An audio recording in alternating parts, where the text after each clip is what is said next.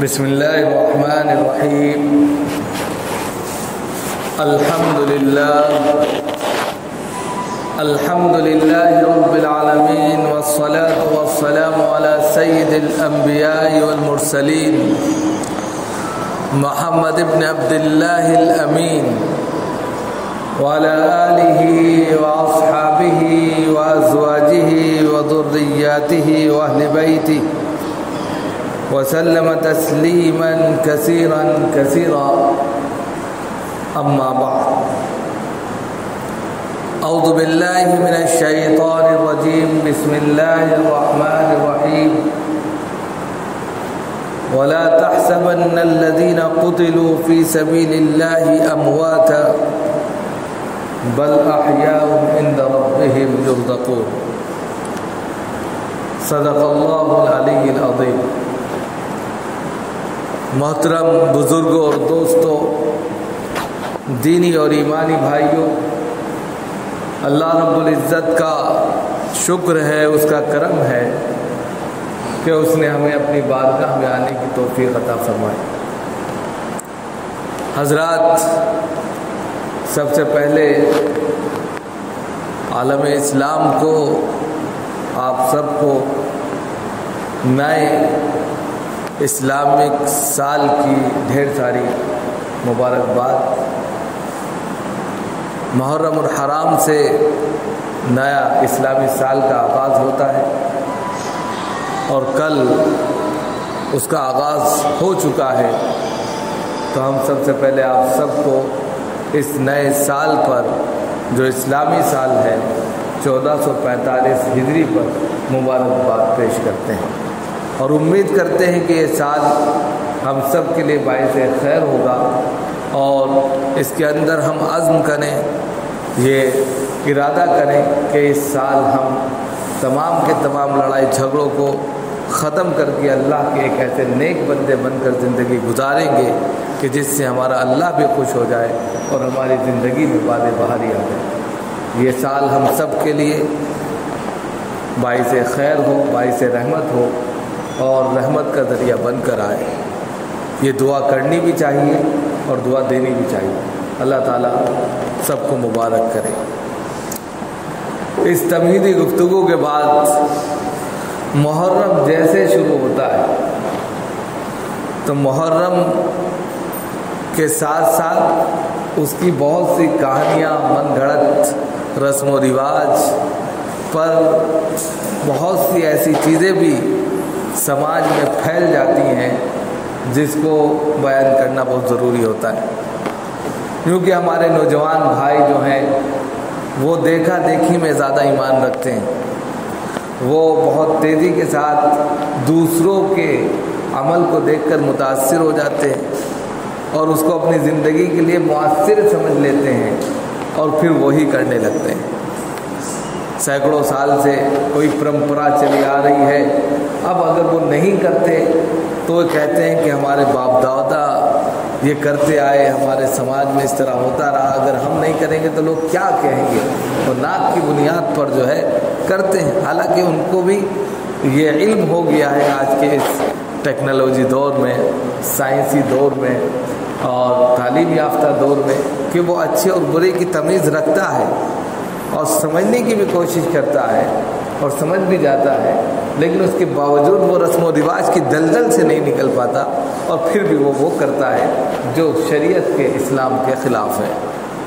لیکن جب کوئی سنت مر رہی ہو، کوئی بدعت وجود پا رہی ہو، کوئی غلط رسم و رواج کا ڈنکا بج رہا ہو، ایسے میں اگر کوئی شخص عمل کرتا ہے تو جہاد سے کم اس کا ثواب نہیں ہے. جس طرح جہاد میں جانا بہت بڑا ثواب کا کام ہے، انسان دل گردے پر ارادہ اور حوصلہ رکھ کر میدان جنگ میں اترتا ہے، جان کی بازی لگاتا ہے اور پھر اللہ کے یہاں سرخرو ہوتا ہے.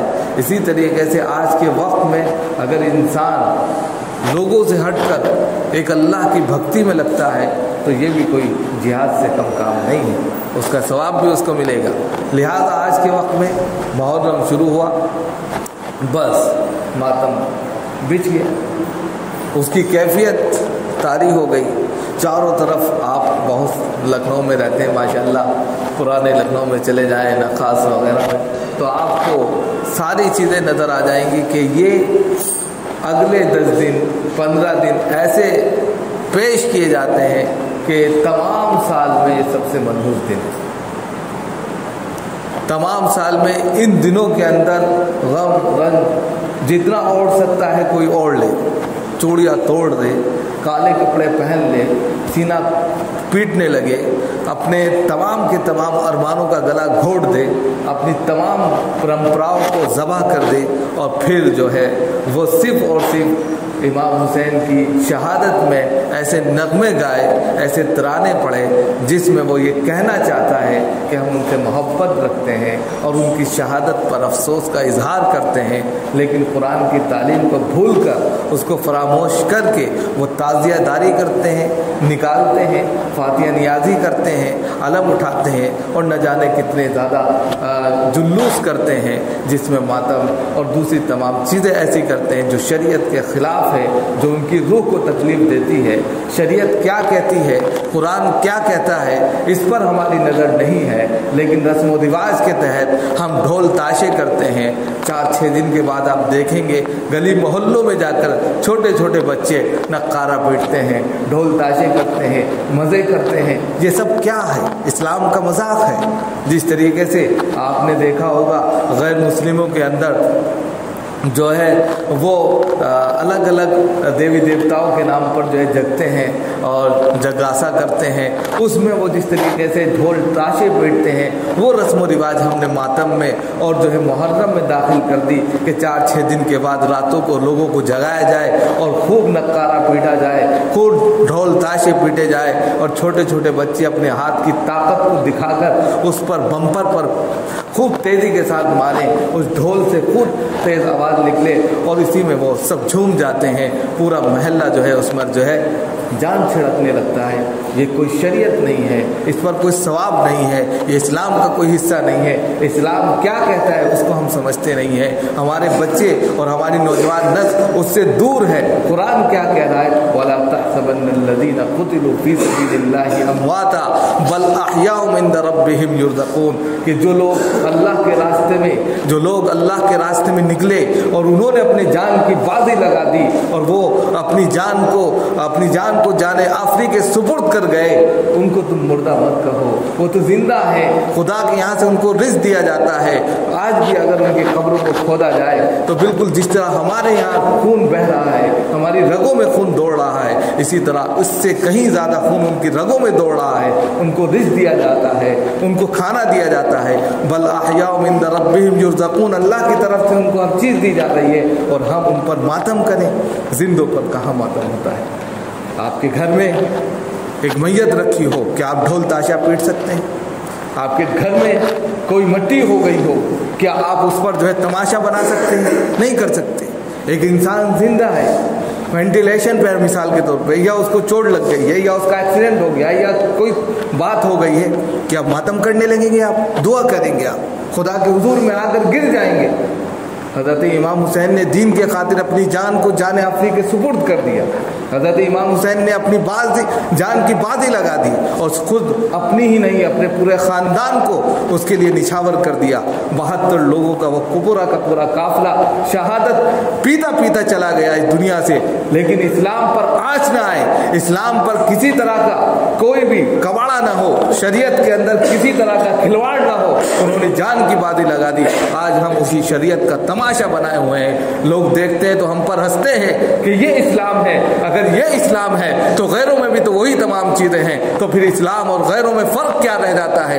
लिहाजा ज़रूरत इस बात की है कि हम अपने आप को, अपने इस्लाम को मुमताज़ करें और दूसरों को सोचने पर मजबूर करें कि इस्लाम अच्छी तालीम देता है, वो इंसानियत का भला चाहता है, वो इंसानियत को एक ऐसे मोड़ पर लाकर छोड़ना चाहता है जहाँ उसके लिए सुकून है, जहाँ इत्मीनान है, जहाँ उसके लिए रोशनी है, जहाँ हिदायत है, जहाँ अल्लाह का बेशुमार उसके ऊपर एहसान है, इकराम है, रहमतें हैं, बरकतें, ये तमाम चीज़ें इस्लाम चाहता है। और हम इस्लाम को एक ऐसे मजमूए की शक्ल में पेश करना चाहते हैं या एक ऐसी शक्ल देना चाहते हैं जिससे लोग उससे मुतनफ़िर होते हैं, दूर होते हैं। ये हमें आज सोचना। یہ ہمیں ارادہ کرنا ہے کہ محرم آیا غم نہیں کرنا، رنج نہیں کرنا، بلکہ ہم کو حوصلہ اور ارادہ رکھنا ہے کہ جس طرح انہوں نے دین کے خاطر اپنی جان کو جان نہیں سمجھا، آج سے ہم عہد کرتے ہیں، آج سے ہم یہ وعدہ کرتے ہیں کہ خدا کی عبادت کے لیے، خدا کی بندگی کے لیے، خدا کی رحمت کے لیے اور خدا کے تمام احکامات کو بجا لانے کے لیے اپنی تمام کی تمام ایکٹیویٹی کو لگا دیں گے۔ یہ ہے محرم کا پیغام۔ لیکن نماز نہیں پڑھیں گے، ایک سجدہ آ کر نہیں کریں گے، شریعت کا کھلواڑ بن جائیں گے، لیکن محرم میں 10 دن تک نقارہ ضرور پیٹیں گے، علم ضرور نکالیں گے، تعزیہ ضرور لگائیں گے، کھپچیوں کے ساتھ میں جو ہے بالکل وہی شکل دی جاتی ہے جو غیر جو ہے ایک تصویر کو شکل دیتے ہیں۔ ان کے یہاں چھوٹے چھوٹے دیوی دیوتائے بن جاتے ہیں اور آپ اس کو جو ہے کھپچیوں کی شکل میں تعزیہ کہہ دیتے ہیں۔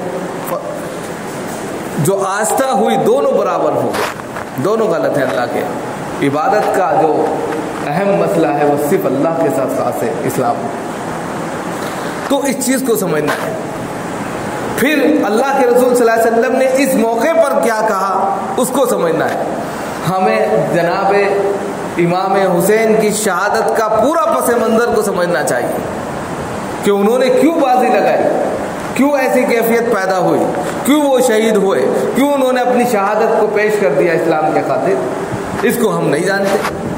بس ہم اپنے غم کو بھلانے کے لیے، لوگوں کی دیکھا دیکھی یا اپنے جرم کو چھپانے کے لیے لوگوں کو دیکھا دیکھی اس دن یہ ثابت کرنا چاہتے ہیں کہ ہم امام حسین کے ساتھ ہیں، جبکہ جس دن ساتھ ہونا چاہیے تھا اس دن ہم نے ان کو اکیلا چھوڑ دیا۔ ہسٹری اٹھا کر دیکھیے، تاریخ اٹھا کر دیکھیے، جس وقت ان کو سب سے زیادہ ضرورت تھی کوفہ کے لوگوں کی، ان کی مدد کی، ان کی کمک کی، انہوں نے سب سے زیادہ ان کو دھوکہ دیا۔ اور کوفہ میں کون لوگ رہتے ہیں؟ ہمارے شیعہ بھائی رہتے تھے، جو بہت تاریخ اگر دیکھیں تو اس میں روافض بھی تھے، اس میں اور بھی بہت سے شیعان علی بھی تھے، بہت سارے لوگ تھے، لیکن انہوں نے ان کی مدد نہیں کی۔ اور جب مدد نہیں کی اور جب شہادت ہو گئی تو رونے پیٹنے لگے۔ ارے رونے پیٹنے سے اب کیا ہوگا؟ اگر اتنی ہی محبت تھی جس کے لیے آپ نے 1 2 نہیں 150 300 خط لکھے کہ مکہ سے آپ جو ہے کوفہ آ جائے، ہم آپ کے ہاتھ پر بیعت کرنا چاہتے ہیں، ہم آپ کو اپنا امیر بنانا چاہتے ہیں، ہم چاہتے ہیں کہ اسلام کا ڈنکا بجے، ہم چاہتے ہیں کہ اسلامی شریعت کا نفاذ ہو، اور آپ کے بغیر یہ نہیں ہو سکتا، آپ نے کیوں بلایا؟ اور جب وہ آ گئے تو سب بھاگ گئے، چھوڑ دیا ان کو بے یار و مددگار۔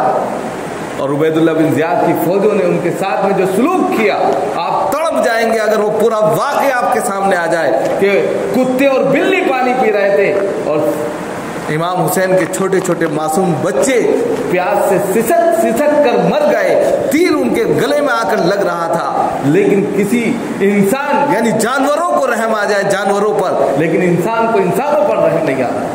ان کے پورے قافلے کو، 72 کے 72 لوگوں کو، چھوٹے چھوٹے بچوں کو، سکینہ اور سلمہ اور چھوٹے علی اصغر، علی اکبر، ان تمام بچوں کی کیفیت کو اگر آپ دیکھیں تو لگتا تھا کہ یہ بچے اگر خدا کے سامنے اس چیز سوال کر لیں کہ اس انسانیت نے ہمارے لیے کیا کیا تو ان کی پکڑ ہو جائے۔ وہ بچے سسک کر پانی کی پیاس کی شدت سے مر گئے۔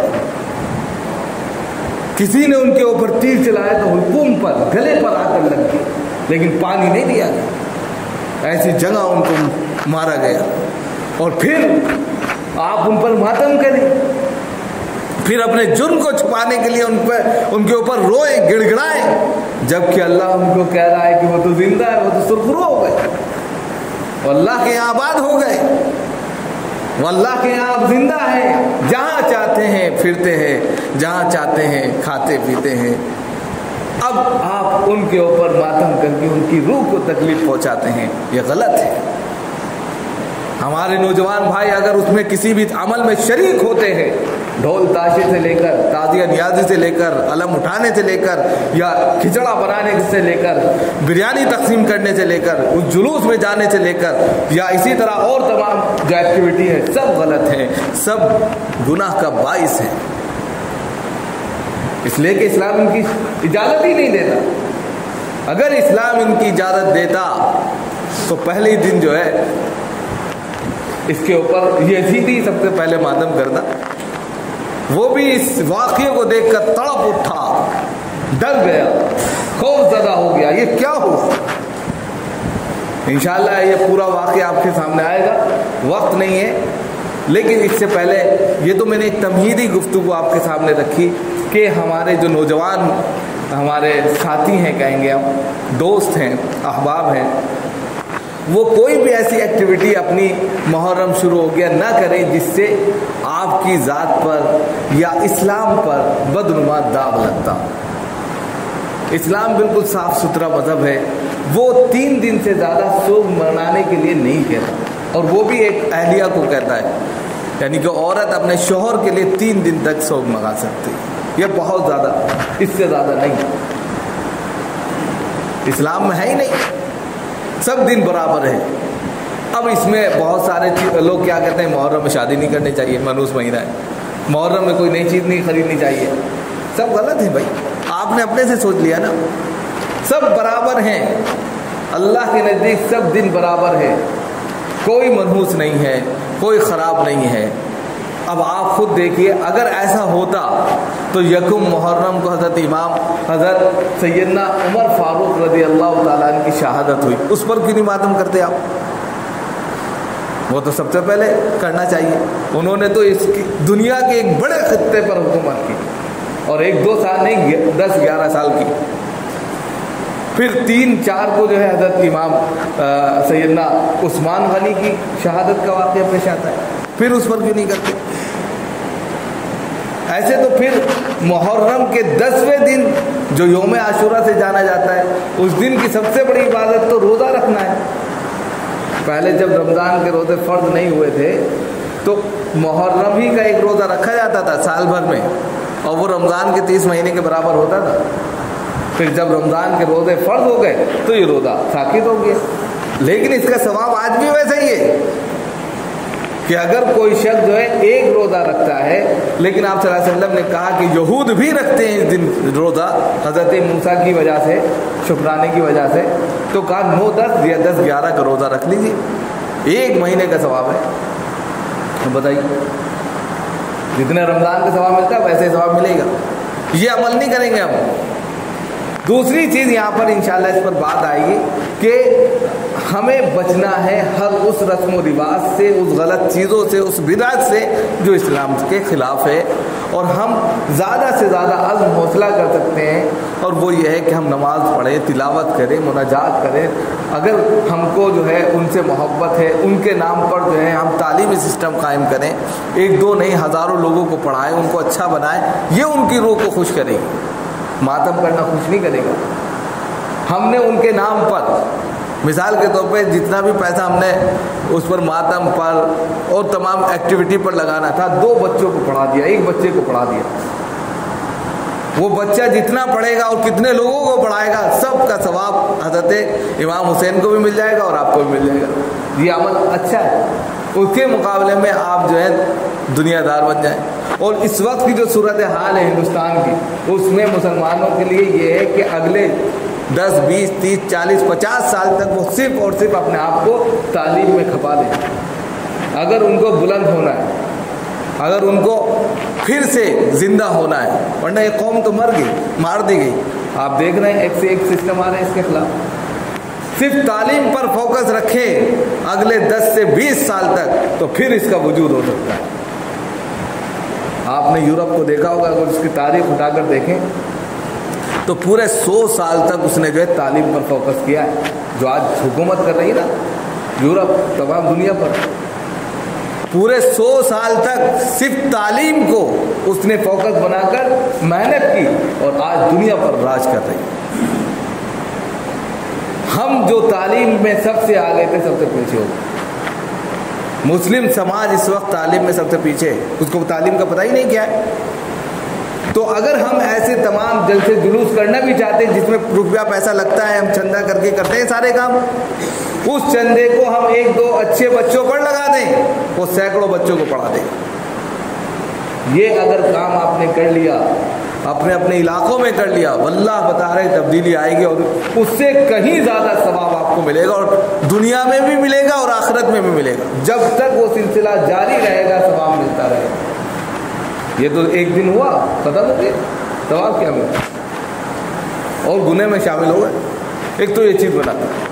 دوسری چیز جو اہم ہے، بالکل 2 منٹ ہیں، وہ میرا سلسلہ جاری تھا کہ یونیفارم سول کوڈ کے تعلق سے بات چل رہی تھی 2 ہفتوں سے، اس میں ایک اہم مدعا چھوٹ گیا تھا، وہ میں چاہتا ہوں کہ آپ کے سامنے آ جائے، اور یہ بھی دیکھیں تعلیم ہی سے وابستہ، اسی لیے میں اس سے جوڑنا چاہتا ہوں کہ جب تعلیم ہوگی ہمارے پاس تو ہم اس کے اچھے اور برے کو سمجھ سکتے ہیں۔ مسلم سماج میں تعلیم ہی نہیں ہے، اس کو پتہ ہی نہیں ہے کہ یونیفارم سول کوڈ سے کتنی چیزوں پر اثر پڑے گا۔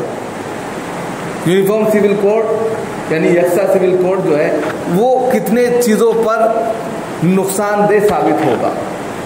تقریباً جو وہاں سے گورنمنٹ کی طرف سے چیزیں آئی وہ 13 آئی ہیں، اس میں سب سے پہلے جو مسئلہ آئے گا وہ شادی بیاہوں کا ہے۔ ہمارے یہاں کوئی عمر کی قید نہیں ہے، لڑکی جوان ہوئی شادی کر دو، رشتہ اچھا ملا، لیکن اب اس میں انہوں نے کہا ہے کہ عمر کی قید ہوگی۔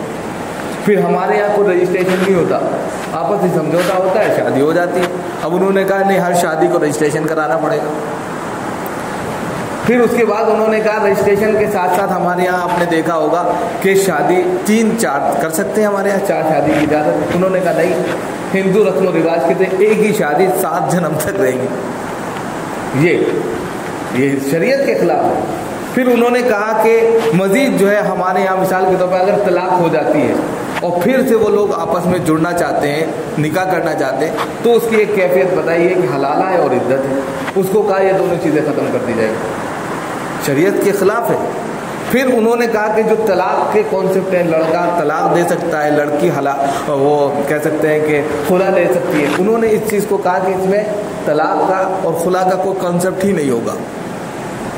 اگر رہنا نہیں چاہتے تو آپ الگ سے عرضی داخل کریں اور کورٹ میں جا کر اپنا فیصلہ لیں، دارالقضا کی اہمیت خطر۔ پھر انہوں نے کہا کہ ساس سسر جو ہے، مثال کے طور پر بیوی ہے، اس کے بیوی کا انتقال ہو گیا، اب ساس سسر اس کے ہیں، مثال کے طور پر ان کی ذمہ داری کسی شوہر پر نہیں ہوتی ہے، لیکن اب اس قانون کے تحت ان کی ذمہ داری بھی شوہر پر آ جائے گی کہ وہ ان کی دیکھ بھال کرے۔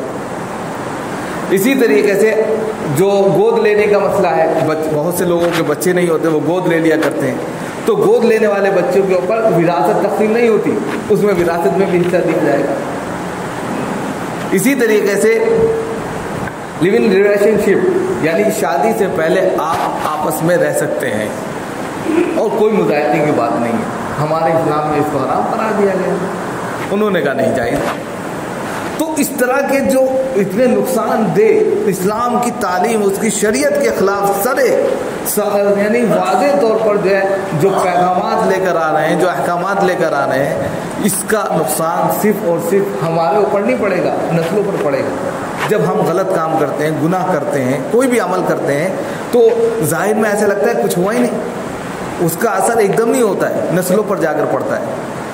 اب نسلوں پر آپ نے دیکھا ہوگا جو رشوت لیتا ہے، جو دھوکہ دیتا ہے، عام طور پر آپ پولیس والوں کو دیکھ لیجئے، ان کی نسلوں کو دیکھ لیجئے، بس آپ کو اس کا رزلٹ مل جائے گا۔